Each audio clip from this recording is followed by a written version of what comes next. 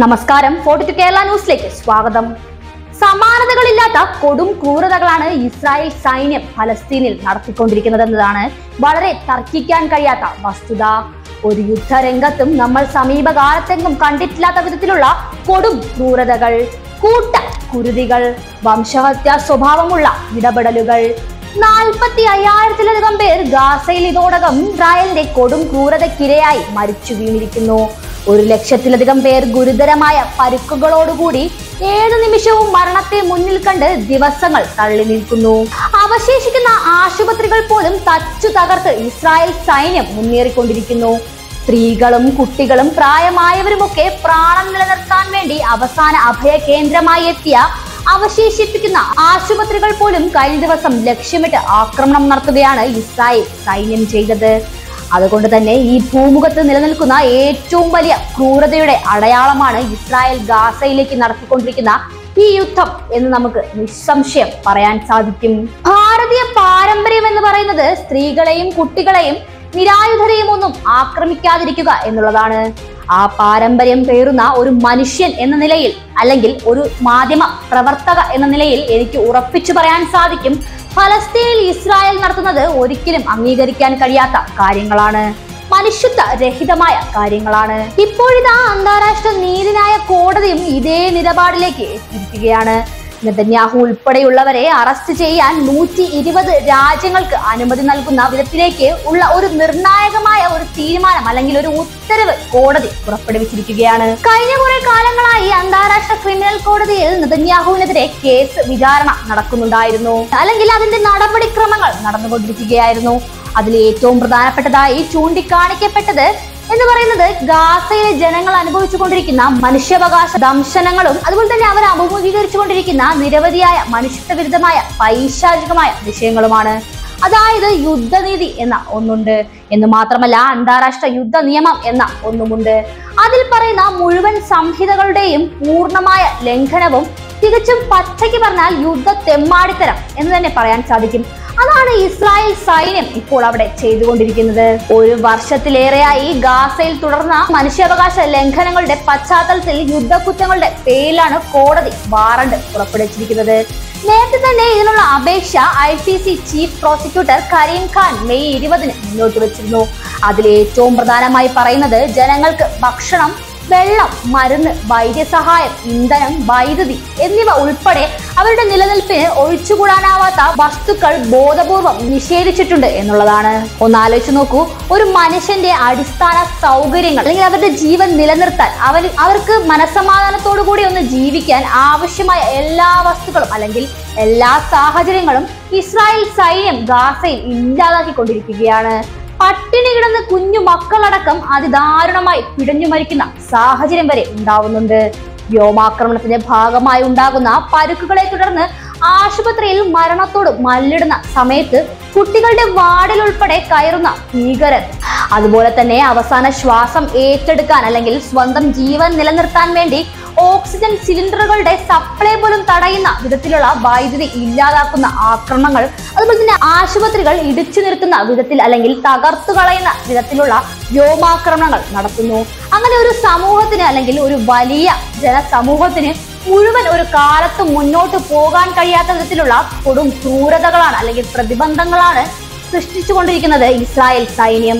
ഇത് അന്താരാഷ്ട്ര തലത്തിൽ വലിയ വിമർശനങ്ങൾക്ക് കാരണമാവുകയും വലിയ തോതിലുള്ള പ്രതിഷേധം ഇസ്രായേലിനെതിരെ ലോക രാജ്യങ്ങൾക്കിടയിൽ ഉയരുകയും ചെയ്തതിനിടയിലാണ് അന്താരാഷ്ട്ര ക്രിമിനൽ കോടതി ഈ വിഷയവുമായി ബന്ധപ്പെട്ട് നിർണായകമായ ഒരു നിലപാടിലേക്ക് പോകുന്നത്. അതായത് നെതന്യാഹുവിനെ കൂടാതെ മുൻ പ്രതിരോധ മന്ത്രി യോവ് ഗാലന്റിനെയും ഹമാസ് നേതാവ് മുഹമ്മദ് ദായിസ് ഇബ്രാഹിം അൽ-മസ്രി എന്നിവർക്കെതിരെയും അന്താരാഷ്ട്ര ക്രിമിനൽ കോടതി അറസ്റ്റ് പുറപ്പെടുവിച്ചിട്ടുണ്ട്. ഇവിടെ നമ്മൾ മനസ്സിലാക്കേണ്ട ഏറ്റവും പ്രധാനപ്പെട്ട കാര്യം എന്ന് പറയുന്നത് ഹമാസ് ഒരു ഭീകരവാദ സംഘടനയാണ്, കൂടാതെ ഒരു തീവ്രവാദ സംഘടനയാണ്. അതുപോലെ തന്നെ ഹമാസ് ചെയ്യുന്നതെല്ലാം ഭീകരതയാണ് എന്ന് പറയുന്ന ഇസ്രായേൽ പ്രധാനമന്ത്രി ബെഞ്ചമിൻ നെതന്യാഹുവും അതേ കുറ്റം അല്ലെങ്കിൽ അതേ രീതിയിൽ തന്നെയാണ് അന്താരാഷ്ട്ര കോടതിക്ക് മുന്നിൽ വന്നു നിൽക്കേണ്ടി വരുന്നത്. അല്ലെങ്കിൽ നെതന്യാഹു ചെയ്ത കുറ്റകൃത്യങ്ങൾ അതേ രീതിയിൽ തന്നെയാണ് കാണുന്നത് എന്നുള്ളതാണ് ഇതിൽ ഏറ്റവും പ്രധാനപ്പെട്ട കാര്യം. ഇവിടെ ഹമാസ് നേതാവിനെ എന്തർത്ഥത്തിലാണ്, എന്തിനു വേണ്ടിയാണ് ഇതുമായി ബന്ധപ്പെടുത്തി ഈ പറയുന്ന വിധത്തിലുള്ള ശിക്ഷയ്ക്ക് വിധിച്ചതെന്നതിനെ കുറിച്ചുള്ള ഒരു വ്യക്തത ഇപ്പോഴും പുറത്തു വന്നിട്ടില്ല. അന്താരാഷ്ട്ര വാർത്താ ഏജൻസിയായ റോയിറ്റേഴ്സ് ആണ് ഈ പറയുന്ന ബെഞ്ചമിൻ നെതന്യാഹുവിനെതിരെയുള്ള ഇത്തരത്തിലുള്ള അറസ്റ്റ് വാറന്റ് പുറപ്പെടുവിച്ചു എന്ന കാര്യം പുറത്തുവിട്ടത്, അല്ലെങ്കിൽ അങ്ങനെ ഒരു റിപ്പോർട്ട് പുറത്തുവിട്ടത്. എന്തായാലും നേരത്തെ തന്നെ നെതന്യാഹുവിനെതിരെ അറസ്റ്റ് പുറപ്പെടുവിക്കും എന്നൊരു നിർദ്ദേശം പുറത്തു വന്നിരുന്നു. പക്ഷെ ഇത് ഇസ്രായേലിൽ നിരാകരിച്ചിരുന്നു. പക്ഷെ ഇപ്പോൾ ഒരു ഘട്ടത്തിലും ഇനി യുദ്ധവുമായി മുന്നോട്ട് പോകുന്ന നെതന്യാഹുവിനെ ന്യായീകരിക്കേണ്ടതില്ല. കാരണം അദ്ദേഹം ചെയ്യുന്നത് യുദ്ധ കുറ്റകൃത്യം തന്നെയാണ് എന്ന് തീർത്തു പറഞ്ഞിരിക്കുകയാണ് അന്താരാഷ്ട്ര ക്രിമിനൽ കോടതി.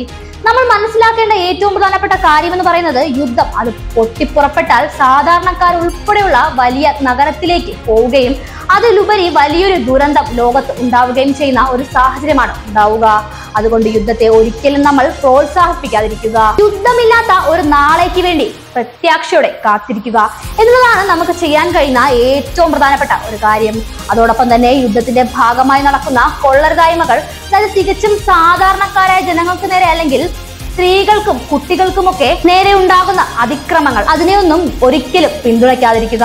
അതാണ് നമ്മൾ ചെയ്യേണ്ട ഏറ്റവും പ്രധാനപ്പെട്ട കാര്യം. ഇവിടെ ഇപ്പോൾ അന്താരാഷ്ട്ര നീതി കോടതി തന്നെ പറഞ്ഞിരിക്കുകയാണ് ഇസ്രായേൽ ചെയ്തത് വലിയ കുറ്റമാണെന്നത്. അതായത് ഇസ്രായേൽ ഭരണകൂടം അല്ലെങ്കിൽ ഇസ്രായേൽ പ്രധാനമന്ത്രി ബെഞ്ചമിൻ നെതന്യാഹു ചെയ്തത് യുദ്ധ കുറ്റകൃത്യമാണെന്നത്. അത് ഒരിക്കലും അംഗീകരിക്കാൻ കഴിയാത്ത ഒരു കാര്യമാണ്. അല്ലെങ്കിൽ ഒരു തരത്തിലും ഇതിനൊരു പിന്തുണ കൊടുക്കാൻ ലോക രാജ്യങ്ങൾ തയ്യാറാകരുത് എന്ന് തന്നെയാണ് അന്താരാഷ്ട്ര ക്രിമിനൽ കോടതി വരെ പുറത്തു പറയുന്നത്. ഇസ്രായേൽ, ഗാസ, വെസ്റ്റ് ബാങ്ക് എന്നിവിടങ്ങളിൽ നടക്കുന്ന അന്താരാഷ്ട്ര കുറ്റകൃത്യങ്ങളുമായി ബന്ധപ്പെട്ട തെളിവുകൾ അത് കോടതി പരിശോധിക്കുകയും അതിലെല്ലാം വലിയ ആശങ്ക രേഖപ്പെടുത്തി ഒക്ടോബർ 7 നടന്ന ആക്രമണത്തിനിടയിലുണ്ടായ ലൈംഗിക അതിക്രമങ്ങളുടെ റിപ്പോർട്ടുകളും ഗാസയിൽ നിരവധി സാധാരണക്കാർ കൊലപ്പെടുന്നതിലേക്കും പരിക്കുകളിലേക്കും നയിച്ച വലിയ തോതിലുള്ള ബോംബ് ആക്രമണമൊക്കെ ഈ ICCയുടെ ഇന്റർനാഷണൽ ക്രിമിനൽ കോർട്ടിന്റെ പരിധിയിലുണ്ടായിരുന്നു എന്നുള്ളതും വളരെ പ്രധാനപ്പെട്ട എടുത്തു പറയേണ്ട കാര്യമാണ്. എന്തായാലും ഈ ഉത്തരവനുസരിച്ച് ഇസ്രായേൽ പ്രധാനമന്ത്രി ബെഞ്ചമിൻ നെതന്യാഹു ഇപ്പോൾ ബ്രിട്ടൻ ഉൾപ്പെടെയുള്ള രാജ്യങ്ങളിൽ ചെന്നാൽ ആ രാജ്യങ്ങളിൽ വെച്ച് നെതന്യാഹുവിനെ അറസ്റ്റ് ചെയ്യാൻ സാധിക്കുമെന്നുള്ളതാണ് ഏറ്റവും പ്രധാനപ്പെട്ട വസ്തുത. അതിന്റെ അർത്ഥം എന്ന് പറയുന്നത് നെതന്യാഹുവിന് ബങ്കർ വിട്ട് പുറത്തിറങ്ങാനുള്ള ഒരു സാഹചര്യവും ഇനി ഉണ്ടാകില്ല എന്നതാണ്. ഇന്ത്യയും അമേരിക്കയും അടക്കമുള്ള ചില രാജ്യങ്ങളിലേക്ക്, അതായത് ഈ വിധിയിൽ ഒപ്പുവെക്കാത്ത, അതായത് അന്താരാഷ്ട്ര നീതിന്യായ കോടതിയുടെ ഈ ഉത്തരവിൽ ഒപ്പുവെക്കാത്ത ചില രാജ്യങ്ങളിൽ, അതായത് ഇന്ത്യ, അമേരിക്ക അടക്കമുള്ള രാജ്യങ്ങളിലേക്ക് നെതന്യാഹുവിന് വരാൻ സാധിക്കും എന്നൊരു വാദവും ഇപ്പോൾ നിലവിൽ നിൽക്കുന്നുണ്ട്. അതിന്റെ കൂടുതൽ വിവരങ്ങൾ ലഭ്യമായിട്ടുള്ളതാണ് എനിക്ക് എടുത്തു പറയേണ്ട കാര്യം. എന്തായാലും അങ്ങനെയുള്ള ഒരു സാഹചര്യം ഉണ്ടെങ്കിൽ കൂടി നെതന്യാഹു ഇപ്പോൾ പരിപൂർണമായി തന്നെ ലോക്ക് ചെയ്യപ്പെട്ട അവസ്ഥയിലാണ്. തെളിയിച്ചു പറഞ്ഞാൽ കുരുങ്ങിപ്പോയ അല്ലെങ്കിൽ കുടുങ്ങിപ്പോയ അവസ്ഥയിലാണ്. ഒന്നാമത് യുദ്ധം തുടങ്ങി യുദ്ധം അവസാനിപ്പിക്കാൻ കഴിയാത്ത സാഹചര്യം. ഹിസ്ബുള്ളയ്ക്ക് നേരെ ലെബനനിലും ഹമാസിനും നേരെ ഗാസയിലുമൊക്കെ ആക്രമണങ്ങൾ നടത്തുന്നുണ്ട്. എങ്കിലും സാധാരണക്കാർ കൊല്ലപ്പെടുന്നു എന്നതിന് പുറത്തേക്ക് മറ്റൊരു നേട്ടവും ഇസ്രായേലിന് ഉണ്ടാകുന്നില്ല. ബന്ദികളെ തിരിച്ചു കൊണ്ടുവരാൻ ഇതുവരെയും അവർക്ക് കഴിഞ്ഞിട്ടില്ല എന്നതാണ് ഏറ്റവും നാണംകെട്ട കാര്യം. അതുപോലെ തന്നെ ഇസ്രായേലിലെ ജനങ്ങൾക്ക് ഒരു മനസ്സമാധാനം കിട്ടുന്ന ഒരു സാഹചര്യം പോലും ഇപ്പോൾ ഉണ്ടാക്കാൻ അവർക്ക് കഴിയുന്നില്ല. കൂടാതെ ഓരോ ദിവസവും ഹിസ്ബുള്ളയുടെ നേതൃത്വത്തിൽ ആക്രമണങ്ങൾ ശക്തമാകുന്നു. ഇസ്രായേൽ പ്രധാനമന്ത്രി ബെഞ്ചമിൻ നെതന്യാഹുവിന്റെ വസതിക്ക് നേരെ വരെ വീണ്ടും ആക്രമണം നടത്തുന്നതിലൂടെ ഹിസ്ബുള്ള നൽകുന്ന സന്ദേശം എന്ന് പറയുന്നത് ഒരിക്കലും ഇനി നെതന്യാഹുവിനെ ഞങ്ങൾ വെറുതെ വിടില്ല, ഞങ്ങളുടെ ഹിറ്റ് ലിസ്റ്റിൽ നെതന്യാഹു ഉണ്ട് എന്ന് തന്നെയാണ് അവർ എടുത്തു പറയുന്ന കാര്യം.